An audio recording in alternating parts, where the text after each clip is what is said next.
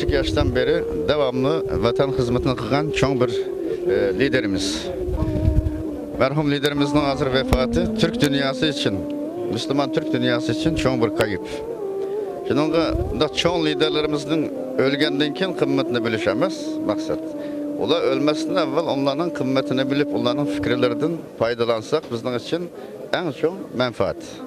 Şunun da merhum liderimizden rahmetli Arslan Alptekin'e Allah da rahmet dileyim. Bütün Türk dünyasına hatta Şarkı Türkistan'daki bütün milletimizin kimi baş sağ olsun. Allah rahmet etsin diyeyim.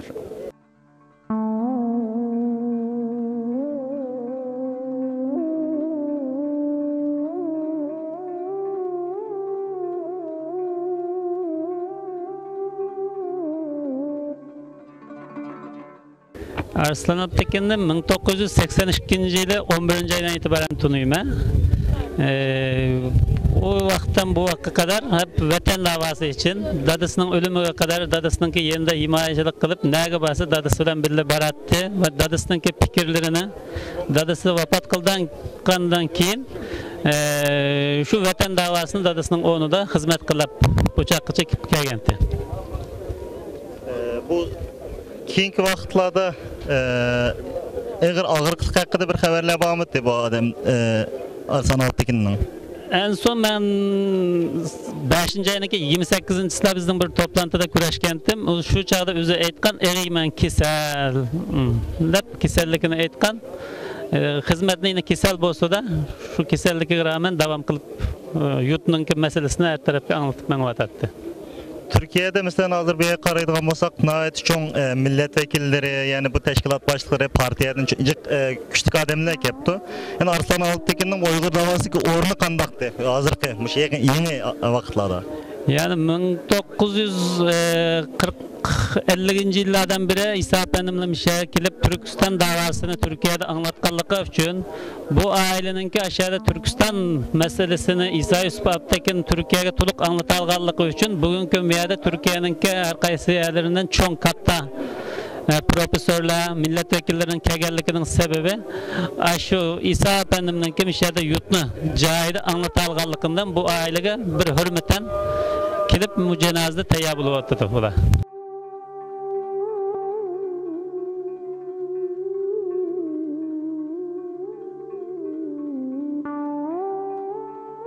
Merhum İsa Yusuf Alptekin'inki bizge yadigarı. Merhum İsa Yusuf Alptekin'in Erkim Alptekin, Ilgar Alptekin, Arslan Alptekin bu aile Türkiye'de bulup İstanbul'da Arslan Alptekin Şarkı Türkistan davasına çok hizmetler, çok töhbeler koşkan. Arslan Alptekin bilen takribi 30 yıldak oldu tanışıklı. Bulup Amerika'nın kayıtıp geldiğinden keyin biz zıç alakadar bulduk. Türkiye'deki faaliyetlerde devamlık hemkarlaşıp tuttuk. Özü ahırkı ömrü geçi Şarkı Türkistan müstakillik hareketi de merhum İsa Yusuf Alptekin'inki davanı koygan yerden devamlaştırdı. Biz hem bu musibet münasebeti bilen bugün İstanbul'da Erkin Alptekin bilen, Ilgar Alptekin bilen ve bütün Şarkı Türkistan cemaati biz hem Kayseri'den geldik. Hazır Kayseri'den geldim. Kayseri'deki yurttaşlar bilen birge bu musibetke katlaşıvatımız. Biz için nayeti kaygılıq bir gün. Uygur halkı için bir musibet. Ama ümit kılımız ki milletimizin içinde ne Arslan'la, ne İsa Yusuf Alptekin'le, ne Mehmet Emin Buğralı yetişivatıdı. Vatanımızın müstakillik görüşü biz ümit kılımız ki ne cengaver oğlanlarımız, ne batırlarımız vatanını müstakillik için elbette bu iradede biz bilen birge, biz onun işimiz. Biz hem şu, biz mu inşallah vatanımız müstakil bu için, ahir hayatımız için bu şu davanın içinde Allah Teala bizni bu davadan ayırmasın. Milletimiz ümitsizlenmesin, milletimiz ümitini yok koymasın, vatanımız çok bir gün müstakil buludu.